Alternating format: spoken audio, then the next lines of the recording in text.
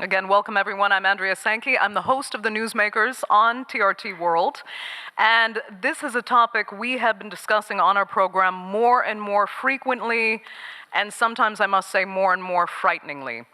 You know, the United States has always considered itself a beacon of a global beacon, I should say, of democracy, and has time and time again proclaimed that it has an obligation to really protect democracies around the world. But because of a rather dramatic shift in global power dynamics in the last few decades, the island of Taiwan in particular has become a major flashpoint. Now, by definition, it is today exactly the type of democracy that the US should be obligated to protect. But we know that was not always the case. In fact, Taiwan spent almost 4 decades under martial law, which meant choosing to recognize Beijing over Taipei back in 1979 wasn't necessarily contrary to US democratic principles. But times have changed, and few back then could have seen China's meteoric rise to a global military and economic power alongside Taiwan's rise to an arguably model democratic state. For years, though, the US seemed to have found the perfect kind of in-between to match its own interests, officially recognizing the one China policy to satisfy Beijing while quietly defending Taiwan's independence and, of course, selling it massive weapons arsenals. So our discussion today will center around whether the US can continue to have it both ways, so to speak, and maintain this strategic ambiguity, or is an ever more powerful China able to say, enough is enough, the one China principle, not policy, calls for reunification, and the US is simply preventing that. Let me introduce my guests now. Michael Kugelman is the director of the South Asia Institute at the Wilson Center. Su-Sheng Zhao is a professor and director of the Center for China-U.S. Cooperation at the Joseph Corbel School of International Studies at the University of Denver. And Chongmin Cai is a professor with the Department of Political Science at National Chengchi University. Thanks so much for joining us today. Michael Kugelman, I will start with you. Is U.S. policy on China and Taiwan at this point, is it sustainable? Well, I think that the key word here is evolution. I think that U.S. policy on Taiwan is evolving in ways that we haven't seen for some time. You know, just a few data points to highlight here. One, we know that President Biden multiple times has indicated that the U.S. would come to Taiwan's aid if there were to be a Chinese move on Taiwan, and each time it's been 4 times that this has happened. And the administration has said, no, the principle hasn't changed. But I think that you could give someone a pass on making a mistake or misstating a policy once, maybe twice, but 3 times, 4 times? So I think there's something to keep in mind there on that.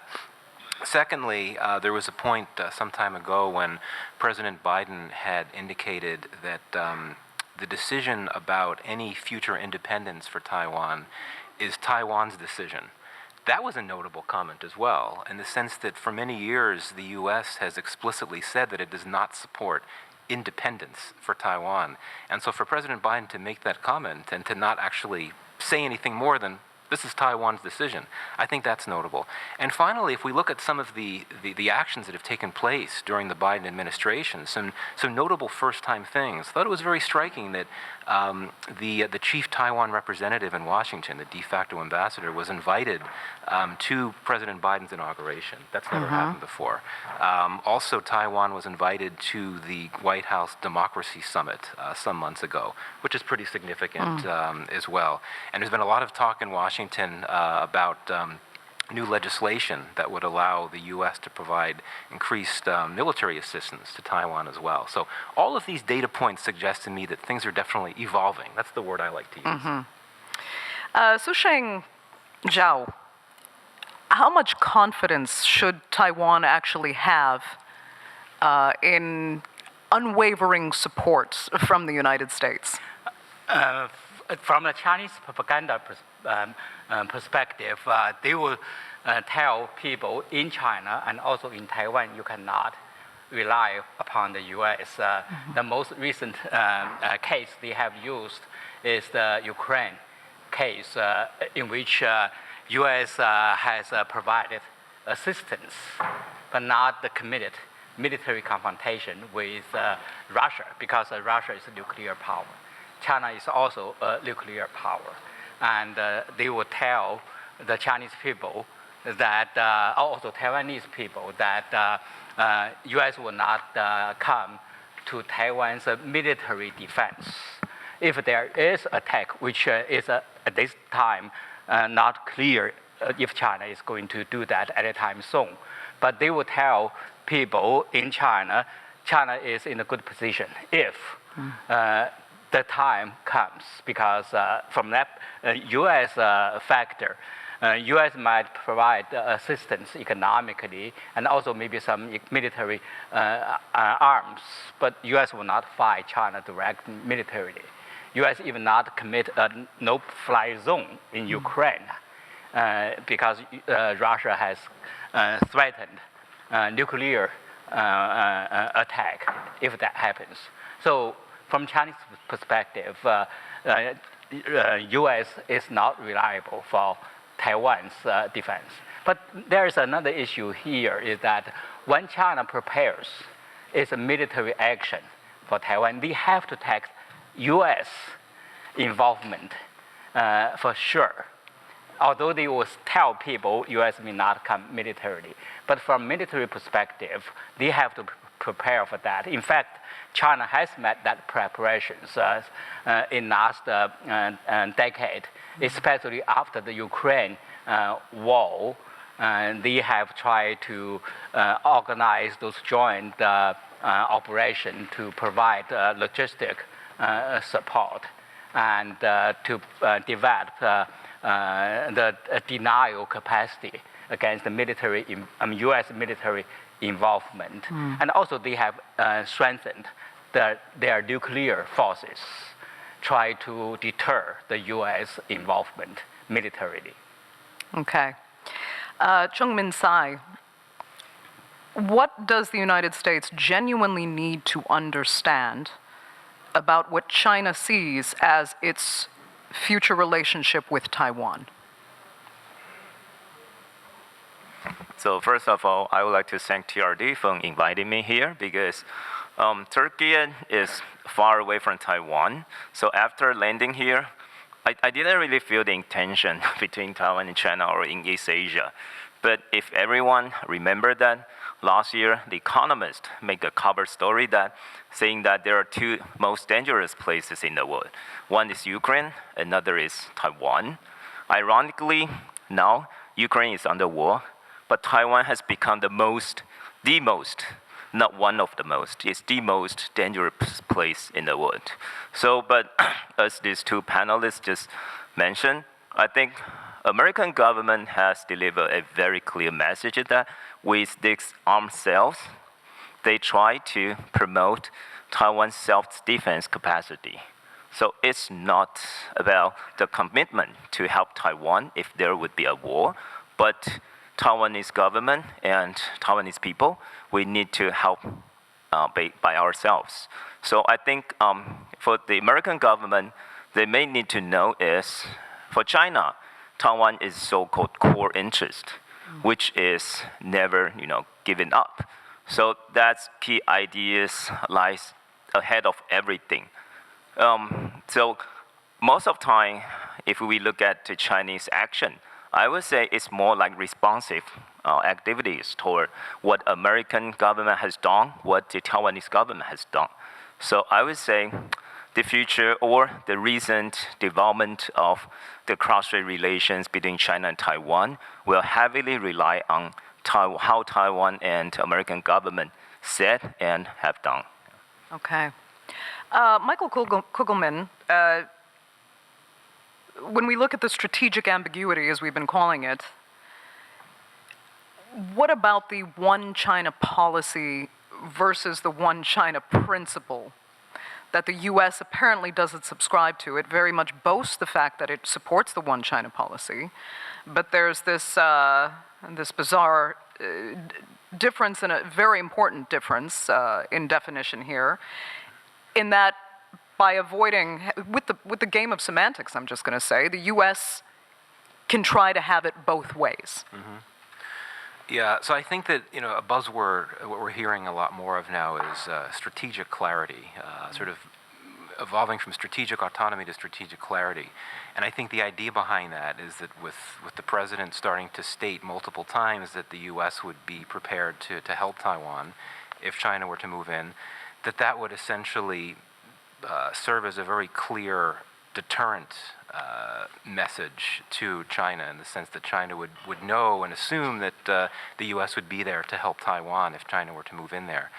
But one could certainly sort of challenge that and push back on that and say, well, what if one assumes that Beijing already thinks that the U.S. would be there to help Taiwan anyway, right? And I think that would sort of take away from any deterrent advantages there as well.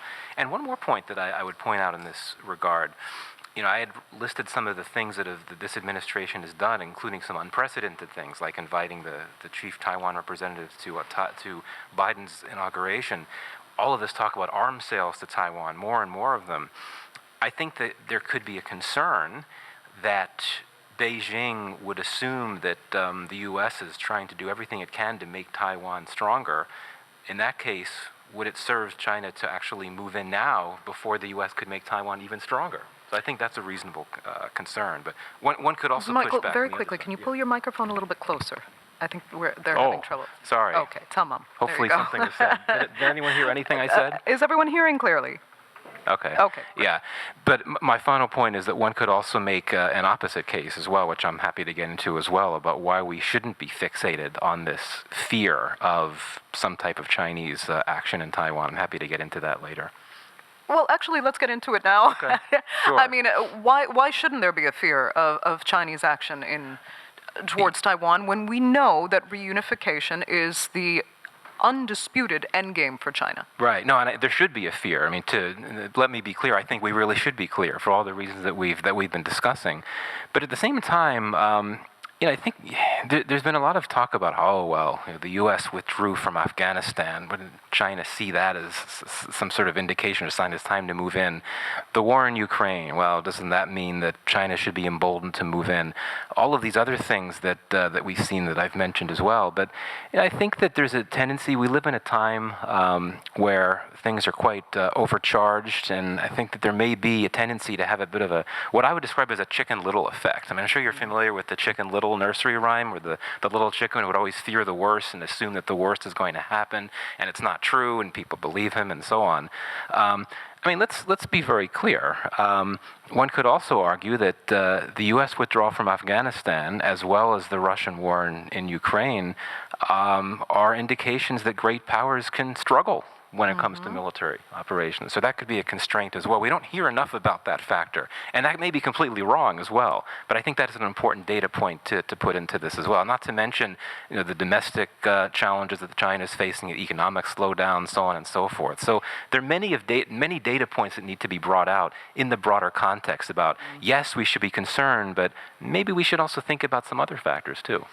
Right. I mean, the Chicken Little effect, if people don't understand, was about Chicken Little saying the sky is falling. Right. The worst is going to happen. Okay, that might be one extreme, but we also don't want to be naive. Yes, right, or complacent in any way. But Chongming Tsai, let me ask you, if we look at Hong Kong, for example, that relationship was supposed to show one country, two systems. And some had said that Taiwan should feel secure knowing that that system could potentially work for Taiwan.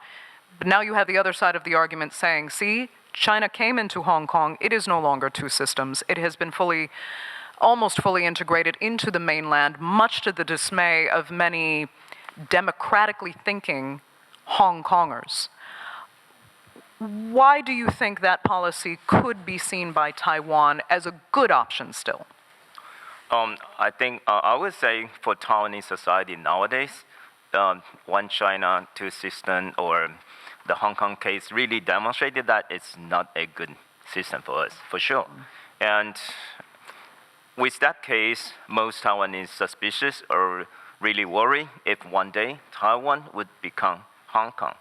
But that also shows very interesting result that China has actually made a lot of preferential policies toward Taiwan for Taiwanese people, Taiwanese students.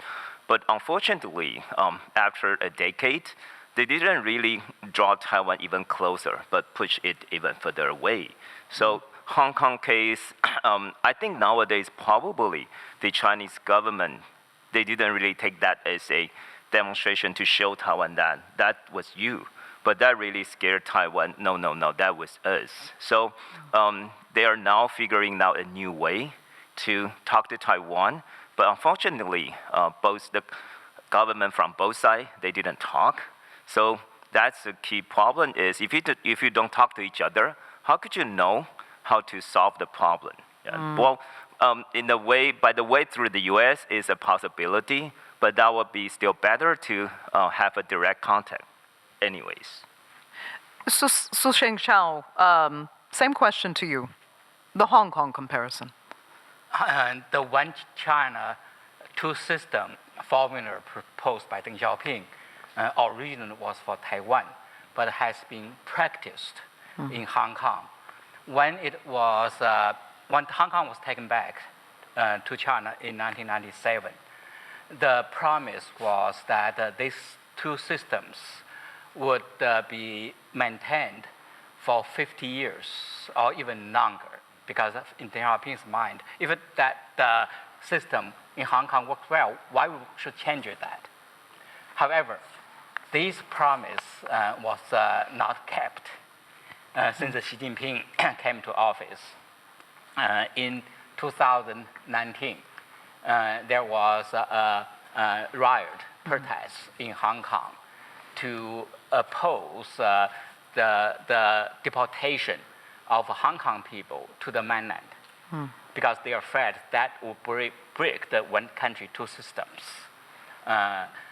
Then the Chinese side responded very decisively and not only suppressed the protests, but also imposed so-called national security law to Hong Kong, which almost abolished the two systems because the central government imposed its authority over Hong Kong. And also they have advocated only those patriots can govern Hong Kong. So one country system in that context has been somehow abolished. That set a very bad example for Taiwan. In fact, the 2020 election in Taiwan, Tsai Ing-wen has, the current president, has used the slogan that today's Hong Kong will be tomorrow's Taiwan, which helped her to win the election. So that shows how the one country, two system is not working not only in Hong Kong, but also very bad for Taiwan. Here, when we talk one country, two system, I want to add a little bit more on the Taiwan side, because when Deng Xiaoping proposed one country, two system to Taiwan, they gave a lot of leeways for the Taiwanese government to conduct its internal affairs, including to have treaties with foreign countries. And also the central government will not send officials to Taiwan and will not send the military to Taiwan. That was the promises Deng Xiaoping made at that time. However, Xi Jinping also changed that. In October this year, they issued the third Taiwan-wide paper, which hardened the one country, two systems, because they did not mention that they will not send the troops to Taiwan. They did not mention they will not send officials to Taiwan. And also, they even did not mention that they will respect Taiwan people's wills, which also mentioned in the first two white papers. So one country, two system has changed itself. Another point I want to answer what you talked to Michael about the One China principle versus One China policy. The One China principle is a China's term, meaning that there is only one China. Taiwan is part of China, PRC, clearly. And Taiwan issue is a China's internal issue. China, the PRC represents China, has sovereignty over Taiwan. The U.S. Has a total interpretation of one China. U.S. said, yes, there is one China. As far as you both sides said there is one China. So the one China is not defined in PRC's term. It's defined by both sides of people across Taiwan Strait. U.S. also made very clear that the unification, if there is a unification, U.S. will not use the term unification, use resolution. If there is a resolution, that should be peaceful. You cannot use force. So U.S. One China policy is very different from the PRC's One China principle. So that's how we see that kind of conflicts today. Okay. Michael, if I can come back to you, though, and ask as well about the Hong Kong question. And if you think, as an observer, China had arguably managed that one country, two systems policy a little better, and if we hadn't seen the kind of crackdown in Hong Kong that at least we saw very alive in the international media especially, maybe Taiwan wouldn't feel, as some Taiwanese do, feel very threatened at this point if China had simply managed the one country, two systems policy with a little more kind of even PR savvy. It's a fair point. It's a very difficult question to answer, and I'm not sure. I mean, you are still looking at two very different cases in this context. And my sense, and I should say, I'm certainly not an expert on public opinion in Taiwan, but my sense is that at this moment in time, significant numbers of the population would be perfectly happy to just stay with the status quo, would not want to go further toward pushing for independence or anything like that because of the recognition of what that could bring from the PRC. So that's my sense, but I, on the comparisons, I defer to the other two speakers, but they're very different cases at the end of the day. Okay.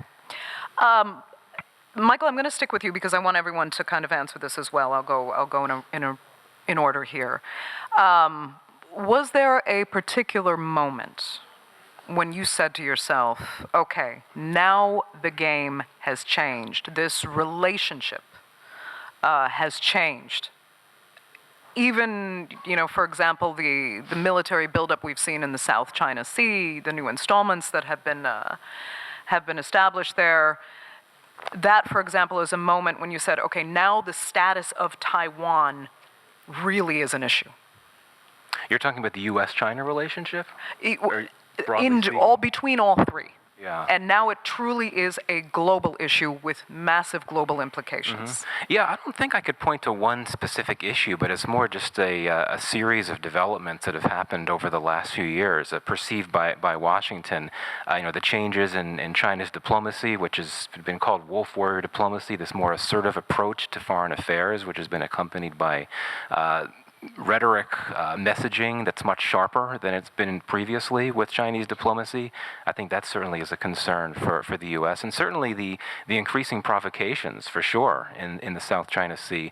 And I would also argue that with the Biden administration specifically, the way in which China uses technology for the administration, for Biden specifically, this is a personal concern. Democratization is a big thing for the Biden administration. And so when technology is used in undemocratic ways, that's a big issue, a big concern across the board in Washington. And I don't have to go into the examples. I think that's another concerning development from a U.S. perspective. And also, as China has deepened its military footprint, so to speak, and its presence westward away. And I also look at South Asia as well, looking at the fact that China opened up a few years ago its first overseas military base in Djibouti. It's had an increasing naval presence in the western Indian Ocean region. This is all relatively new, and that's very concerning for the U.S. because it raises issues, implications for one of its closest non-allied partners in Asia, that being India. So I think all of those, there's no one specific issue, but I sort of look at this as trend lines over the last few years. Okay. Chung-Min Tsai, same question. I just want to respond to Matt's comments that in the past year, the Chinese PLA, they have sent millions, tens, thousands of fighter jets patrolling Taiwan, which make Taiwanese society really scared. But the thing is, to try to think about this. If someone is attacking you, would they warn you first? Say, I'm going to hit you, be prepared? So obviously not. So maybe you can take this situation like this. When China sends more fighter jets patrolling Taiwan, you may think it's safe, at least by now. But why has China done with all these warning signs? So that's another argument which says that they try to make a new normal, which means they try to make Taiwanese society get used to this military drill or military patrolling thing till one day they suddenly attack you. So by having this more frequent fighter jet patrolling Taiwan is a sign by now for Taiwanese society to think, or for the entire world to think the war is coming soon. But I would take that as a sign of peace by now, right now. But probably if they keep doing this for a while, when everyone, even the entire world, get used to it, then that might be another problem, because that's a time we will see a big change. Okay. Su Shengshao, go ahead. Let me reframe your question here a little bit. You said what the China action would cause global concern. Here, maybe the question becomes, if China would attack Taiwan, that would be a big deal. This question, in my mind, at this moment, I will even change it further. When will China attack Taiwan? If it's not if, but when? Because in the mind of the Chinese leaders, they have to take Taiwan back, no matter what. And for many years, the Chinese leaders had a long game since Mao Zedong years, almost 70 years. They have threatened to take back Taiwan, but have not taken any actions, real actions, although they are military exercise, but not take actions to take back Taiwan by force. Because for many years, they were strategically patient, and they believe their military forces eventually will get there. And also, they will use those kind of two-pronged policy, peaceful offensive to build up goodwills to Taiwan, and also using military threat to prevent Taiwan independence. They thought that would work. Give time, that would work. However, that has not worked so far, almost 70 years. And the current leader, Xi Jinping, becomes increasingly impatient, very impatient, because he thought in the China, and he set red lines, 3 red lines in 2005, anti-secession law. One of them is the peaceful unification. The hope of peaceful unification will be lost. So now, more and more they are convinced these opportunities have been lost, because more and more Taiwan people, new generations, have become less attracted to the unification, and the U.S. has changed the policy. Your first question asks, because U.S. policy has evolving. U.S. becomes more supportive to Taiwan. So in their mind, in this case, they may have to eventually take action by force.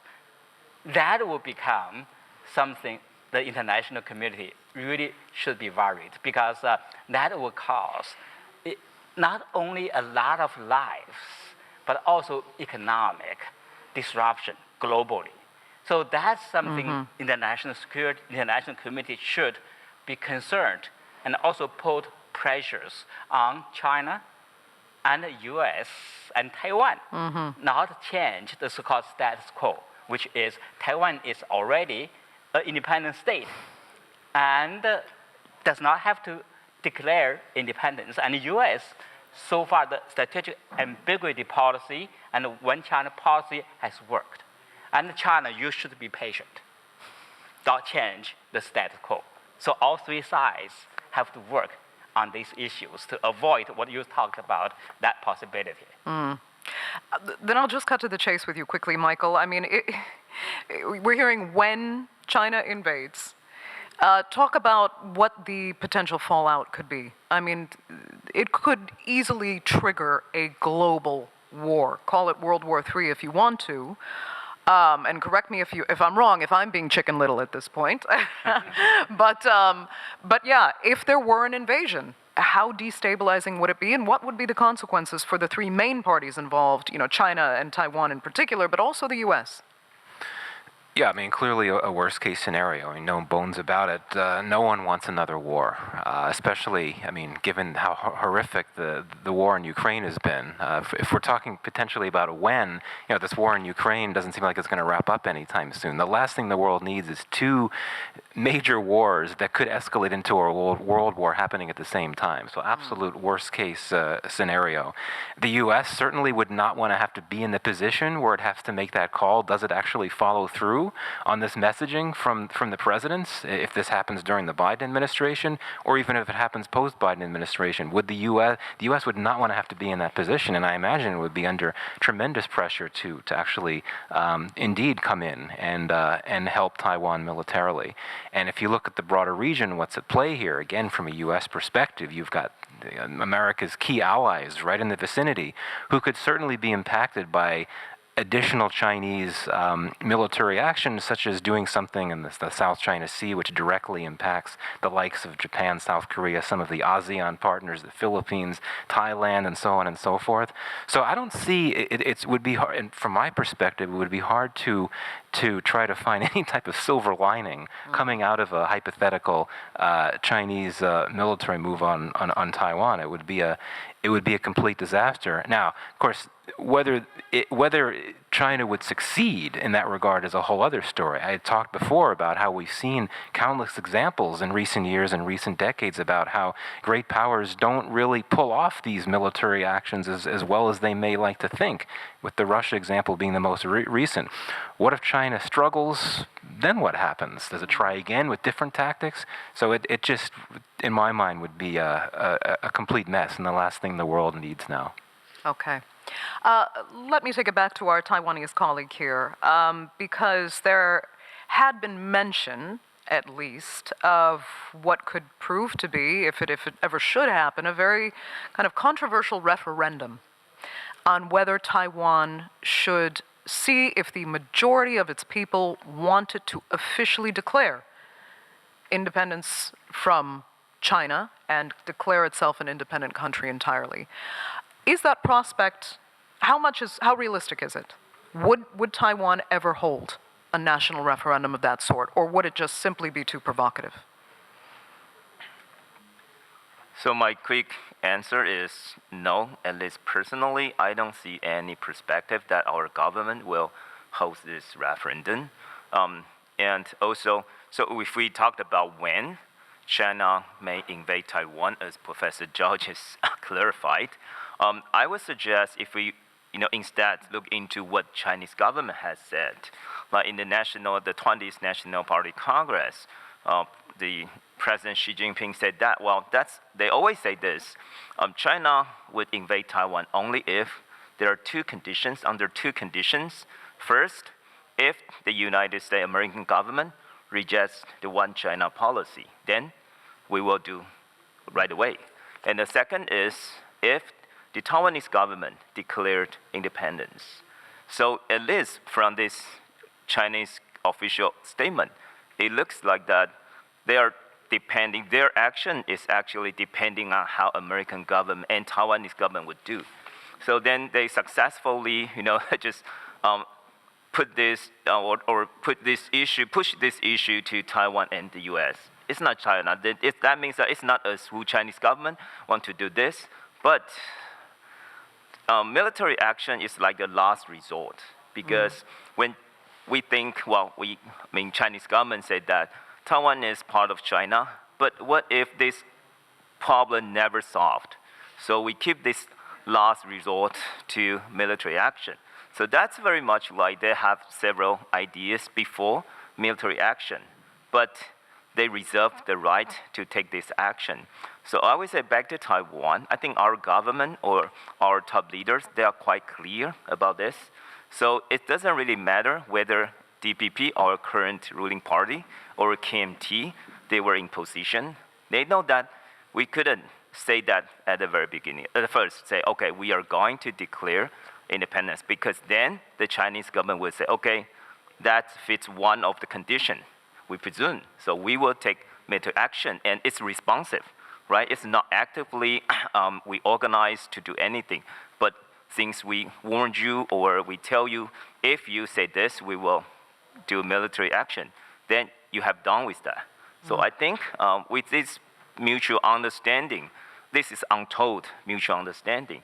So you will see this neither Chinese government nor U.S. or Taiwan, we will touch upon this red line. So far, I will say for our government, I don't see any possibility they will actively to hold the referendum on this issue. Okay. Su Shengchao, if you had a comment off of that response there, you can go ahead. If not, I'll move on to a... Sure, I will add to what they talked about if China would take actions. The referendum or formal and digital independence of Taiwan is one of those red lines the PRC government has set up. Legally, they have 3 red lines set in the anti-secession law adopted by the National People's Congress of China in 2005. The first one is the digital independence.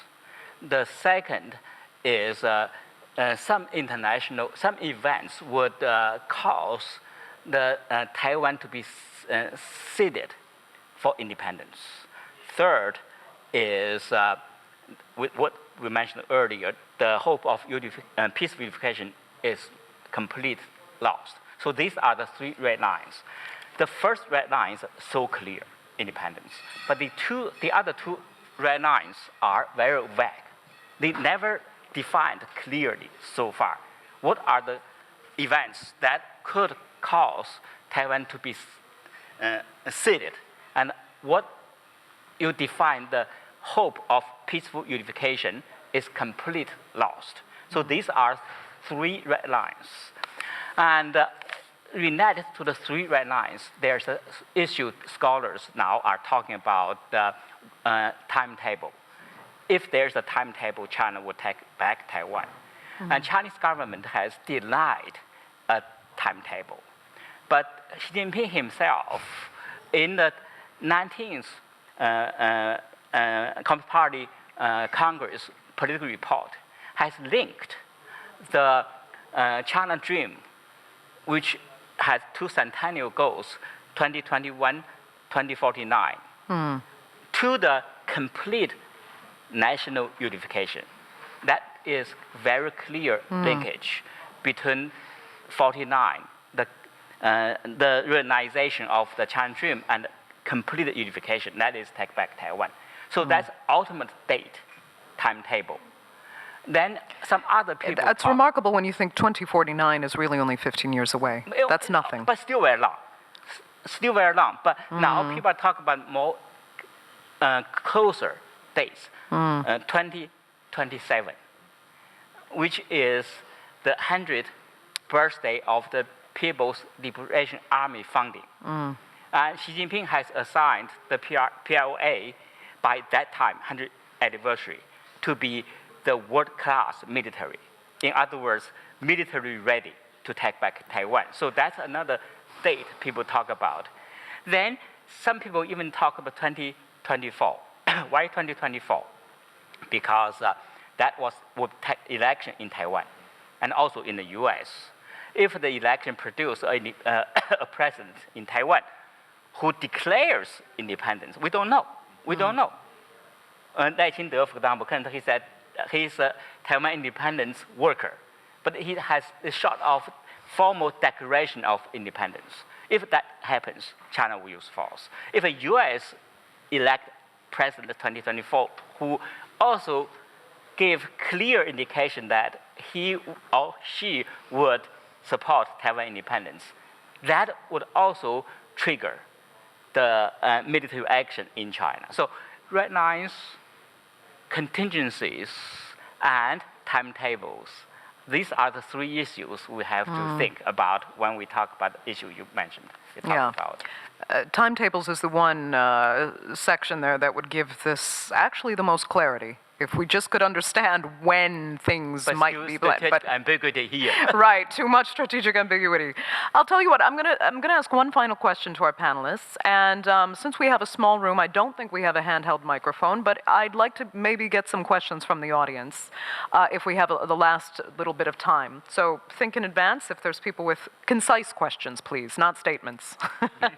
Concise questions for our panelists. But let me ask this one final question for all three of you. You know, globalization and the new economic model, someone's praised it for really uniting the world through commerce and trade, and really it changed the dynamics pretty irrevocably in that it made China the economic power that it is, the global economic power that it is today. But strangely, since the pandemic and years of really forced self-sufficiency that so many countries had to experience, do you think, Michael, I'll start with you, has China in a sense learned to wean itself off slightly of the globalization it seemed to be once so dependent on to help it become even more powerful? Yeah, I think it wants to have it both ways. I mean, we've seen the Belt and Road Initiative, which was perhaps one of the most vivid examples of how China is embracing globalization. And BRI, of course, had made significant ground in recent years, but certainly it's faced some setbacks in more recent months, particularly because of China's own economic slowdown, but as well as the economic problems in many of the countries hosting the Belt and Road Initiative in Asia and beyond. But I think that China recognizes the importance of this notion of being economically self-sufficient as well, and that hasn't changed regardless of, well, the pandemic is an important reminder of that, but I think that was the case even before that. And I could bring things back to the Taiwan hook very clearly here. I don't think we've discussed it yet, but the semiconductor factor is critical in this story. I mean, China, as you all know, Taiwan has a pretty big semiconductor industry. And China happens to be quite dependent on Taiwan for semiconductor parts. I believe, correct me if I'm wrong, I think it's about a third of its, about a third of China's semiconductor-related imports came from Taiwan in the last, in 2021. So China so it has got a pretty big motivation to try to build up its own capacity to produce semiconductor parts and build up its own semiconductor industry so that it doesn't have to depend on Taiwan. And we don't hear this that much, but China and Taiwan have a fairly robust trade relationship as well. And it's not unusual for entities that don't get along to still have robust trade relationships. So there's that. But clearly, I think in the context of the semiconductor industry specifically, this is an area where, for China, it's really important to strengthen its own capacity to produce that and to be more self-sufficient. But it's not going to give up on the what you would describe as the globalization model. Even if BRI were to fall apart, it would still find ways to focus on doing what it has to do to facilitate access to critical markets for its growing economy and its population's needs, its energy needs, and so on and so forth. Okay, but would you ever foresee it kind of weaning itself off its biggest customer, being the United States? It's hard to do that, right? I mean, the U.S. is trying to wean itself off of China, and that's struggling as well. So I think that these trade patterns they really die hard. But certainly, I would think that in an ideal world, Beijing would probably want to try to do that, but it's not easy to do that. Not easy. Okay, Jung-min Tsai? I think Chinese President Xi Jinping just said that the door of China will be opening wider, which means they won't close the door like back to before 1970s. And the idea we thought globalization may not be good for China simply because we want to change China under this liberal world order. But what if that is the channel for China to change the world? So if we think in this way, then China has no reason to reject globalization. And that is what they're actually doing now. China is becoming from a rule taker to rule maker in the international organizations. If you see all these important international organizations, Chinese officials have already occupied important positions. So that's a reason why the Chinese government, they feel so comfortable to open their door even wider.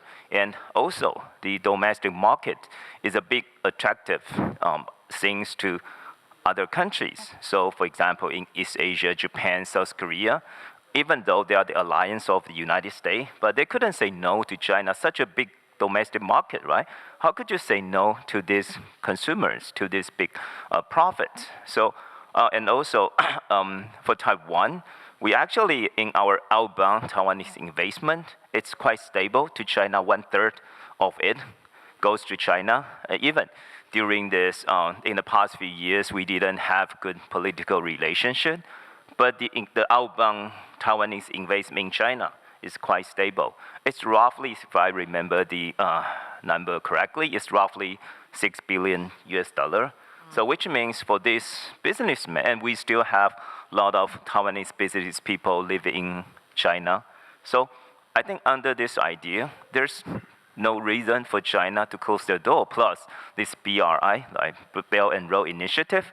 But the only thing is how they manage, how the Chinese government could well manage their role to benefit from this globalization trend. Right. And yeah, Professor, I mean, because in wanting to remain part of a globalized economy, China has to be much more careful about what kind of military action it considers taking. So, as my initial question was, could China potentially wean itself off this globalization model that made it so powerful? Or no, is that actually the model that's going to keep, some would say, China militarily in check when it comes to especially Taiwan? I think I never take Chinese government as a stupid, foolish, people working in Zhongnanhai. So I think they will figure their way out. But unfortunately, it's not a transparent regime. So I will be more cautious with the ideas that they will figure the way out. So the only thing is we don't know what it could be. Okay. But at least I would never reject these thesis. So Sheng Chao? China has been the largest beneficiary of globalization, arguably, since China started economic reform and opened up in the early 1980s. China benefited from the open and free trade system, financial system, investment system. However, China has never opened up its own market entirely. So China has eaten the globalization benefits, but have also maintained its political sovereignty, independence. That has been happening in the last 40 years. And the U.S. in the last 40 years, especially after the Cold War, has been the promoter of liberal globalization. And China benefit from that system. However, China now have under some kind of pressure of deglobalization, which also started from the West, from the United States and other countries. China had industrial policy for many years. The U.S. now try to learn from China to have industrial policy. And the U.S. has, since Trump came to office, President Trump came to office, U.S. has imposed trade war tariffs on China and also tried to decouple from China. So those are frightening pressure for China. In fact, President Trump's trade war was a awakening call to the Chinese leaders that they are dependency on the U.S. technology and the U.S. market would hurt them. If there is a conflict, for example, on the Taiwan Strait or anywhere, U.S. could weaponize that kind of dependency to punish China. So the trade war started China's, as you mentioned that, self-reliance, which was a slogan of Mao Zedong time, and self-sufficiency, especially on the technology side. China tried to localize those technology production and also try to make use of their domestic market instead of relying upon the U.S. market. Xi Jinping made a strategic decision. 2000, I think, 2020, so-called dual circulation, meaning internal circulation and external circulation, relying primarily on internal circulation, meaning domestic market, domestic innovation, domestic technology. So that was a strategic shift toward self-independence, self-sufficiency. And the Ukraine war gave second awakening call to Chinese leaders because U.S. sanctions Western sanctions have not only on the technology, not only on the market, not only on overall economic aspect, but also financial. The U.S. deprived of Russia from SWIFT system and to confiscate frozen Russian financial assets was a very strong shock to the Chinese leaders. So now they are not only trying to build independent technology base, economic base, but also financial base. So China has tried very hard now, to answer your question there, try to be self-sufficient. To a certain extent, I would disagree with my colleagues here. They are successful on that. They are moving toward that direction because China is a big market itself. It's a big economy itself. So they might be able to do that. So what we see in the world today might be two systems, two ecosystems, or two technology systems, two financial systems. One is led by the U.S. in the West, the other led by China, including China's independent self-centered economic system, which is not good. But that could be reality, frightening reality in the world. Okay. I'll tell you what, do we have questions in our audience? Okay. Let me just get each panelist 2 minutes only, quick final thoughts, and then I'm going to take 2 questions from the audience. Go ahead, Michael. If you can just conclude on what your 5-year kind of vision is for this U.S. Taiwan China relationship. No, I think that a question worth asking is, why should Taiwan matter for the U.S. government at the end of the day? There's so many other issues to focus on. And I think the obvious issue is it's caught up in the U.S. China rivalry. And competition with China is obviously America's biggest foreign policy concern. But I think there's also the important issue of democratization. This is something, and if you want to look at the next 5 years, how the U.S. is going to be looking at this Taiwan, U.S. China triangle, keep the democratization issue in mind. The Biden administration, as I said before, has made democracy promotion controversially a priority for its foreign policy. Democracy promotion, human rights promotion. And many key people in power in Washington really admire the Taiwan democracy story. And it is quite a story. I think we have to to put that out there, given that it had several decades of harsh authoritarianism, and then it began to democratize, even against the shadow of Tiananmen Square and all of that in China. It's remarkable. So that's an important thing to keep in mind. The democracy story, from a U.S. perspective, is a huge issue in terms of how it looks at Taiwan. And I also would argue that the democracy story is very closely linked to what is the key U.S. policy in Asia, the Indo-Pacific policy, which the Trump administration came out with it. The Biden administration has essentially embraced it. A very telling quote in recent days by a member of Congress, unfortunately I can't remember which one, when it was a male member of Congress, he was discussing this new defense authorization bill that would include significant levels of military assistance to Taiwan. And he said, quote, "Taiwan democracy is the heartbeat of the Indo-Pacific policy." So think about that. That's really critical. The Indo-Pacific policy is going to guide U.S. policy in Asia. For years, the U.S. Indo-Pacific policy is, at the end of the day, about countering China. Keep in mind that the issue of Taiwan democracy, and I think you have a sense of how things could go. Very interesting. Go ahead. No, while standing between two elephants, I think Taiwan, we have very little autonomy to decide what we can do. But in the future few years, as you say, in the future 5 years, during Xi Jinping's third term, I think the most important things, we are going to have our presidential election in January 2024, and also the United States will have their presidential election by then. So the campaign result will pretty much decide what another 3 years in these 5 years to go. So we will try to do what we could, but as Taiwan is a small power between these two hegemons, the better thing we could do is try our best to stay in status quo, as two panelists always mention, but little to do in reality. Okay.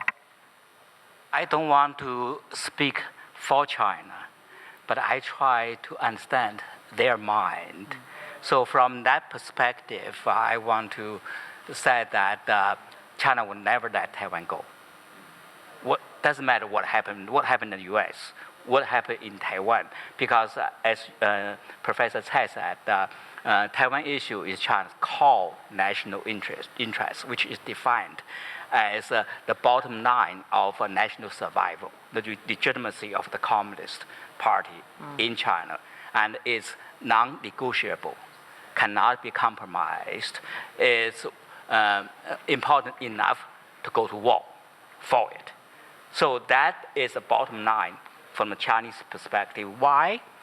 Although we may not agree with what they talked about, but from their perspective, Taiwan issue involves China's historical complexity, historical so-called century of humiliation in the hands of the Western imperialism. Taiwan was ceded to Japan in 1895 after China was defeated by Japan in the Sino-Russia War at the Shimonoseki Treaty, which ceded Taiwan to Japan. And Taiwan was returned to China after the end of the Pacific War, 1945, but was the KMT was defeated, and Taiwan was separated from China again in 1949. PLA was ready to take Taiwan in 1950, but Korean War prevented that. President Truman sent the 7th Fleet to patrol the Taiwan Strait, which stopped PLA's military action. But PLA and the Chinese leader have never given up their efforts to take back Taiwan. In fact, they have built their legitimacy on taking back Taiwan eventually. So in that context, I would call a caution of U.S.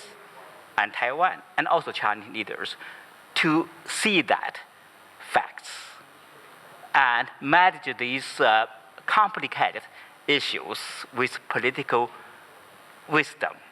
I think that's a very important issue. Second point I want to mention is that so far, the ultimate or best approach for China to take back Taiwan, if they can take back Taiwan, is still peaceful. Although they have been frustrated, they have lost patience but they understand the cost of a military action for both China and Taiwan, and perhaps to a certain extent for the United States. So the preferred way for them is to take back Taiwan peacefully, but they cannot wait forever. Eventually, they may have to take military action, which I hope that will not happen, and will not happen anytime soon. As I mentioned, that if there's a war across Taiwan Strait, there's no winners. We only see losers. Right. Economically, global economy would be disrupted. Taiwan's economy will be destroyed. Even China's economy will be destroyed. There should be a big bloodshed across Taiwan Strait. There will be much, much more bloodshed than the Ukraine war, because this Taiwan Strait is the narrowest part is 80 miles. So talking about transport those military across that, Taiwan has the entire invasion missiles. How many people will die on that? And the PRC, I don't know if they can take Taiwan by military eventually, even they do that. How many people will die? The legitimacy of Comparty will also lost. So we try to do everything to avoid that scenario, that possibility. We have to hope they try, but as we know from history, the prospect of millions of people dying has not stopped other leaders from taking massively destructive action. Let's just pray that that is not the case between China and Taiwan. Thank you so much. Listen, we've got a few more minutes. I saw you very eagerly. Yes, if we can keep questions concise, and please go ahead and project. Henry Kissinger talked about the opening to China during his stint as Secretary of State in Nixon administration, and he touched on what Director Zhao has said about the difference in interpretation between PRC's one China principle and the U.S.'s one China policy in the sense that both claim to be one China. So how do we see this dynamics play out in the following decades, if not years? And is there going to be an infinite strategic ambiguity? If not, what kind of endgame do we expect? For me? Oh, okay. When they negotiate those communiques, 1973 communiques, which is so-called international law, guiding the relationship between U.S. and China on the Taiwan issue. At that time, so ambivalent, the U.S. side only acknowledged the one China, not recognized. Acknowledgement versus recognition is a very big difference. And also peaceful unification and peaceful resolution are also very different concepts. And for so many years, U.S. has stayed and kept its promise on those issues, one China. But from Chinese perspective, the U.S. has hollowed out, 掏空 in Chinese, that's hollowed out one China policy. U.S. has a new policy now, one China, one Taiwan. That's what Chinese mind. So the status quo, I don't want to support China, because if I do that, I'll be in big trouble here. But I want to try to understand their position, hollowed out. So U.S. has criticized China to change status quo, but China has criticized U.S. for changing the status quo, because U.S. has changed its one China policy, which gives China pretexts or excuse to take military action against China, against Taiwan. And from that perspective, they have to be prepared also fighting against U.S. China is not ready to fight a war with U.S., but if China has to do that, I don't think Chinese leaders will be hesitate to do that, which is a big disaster. Especially now, Xi Jinping, he has centralized foreign and strategic policy making. He has personalized Taiwan policy making, very personalized at this time. He's just like Putin, overconfident. He's making decision in a bubble. everybody tries to tell him what he wants to hear. And in that context, although China is not ready, he could have a misperception, misjudgment, make mistakes to take Taiwan. Just like Putin. Nobody believed Putin would dare to attack Ukraine at that time. Even the US intelligence tells President Biden about that action. Zelensky, all the world will not believe that. That would be the situation in China. We should US did not take Chinese signals during Korean War, 1950. Seriously, China sent troops across Yalu River. The US had to fight China. So we have to take Chinese threat seriously. Okay. So unfortunately, I know there were other questions, but I am being told we have to wrap, and I apologize because I know we started late as well. Seems unfair. But at this point, but I'm sure our panelists will be around in the corridor somewhere if anyone would like to approach them. Anyway, really, thank you so much for being with us. It was a fascinating discussion. I thank all three of you.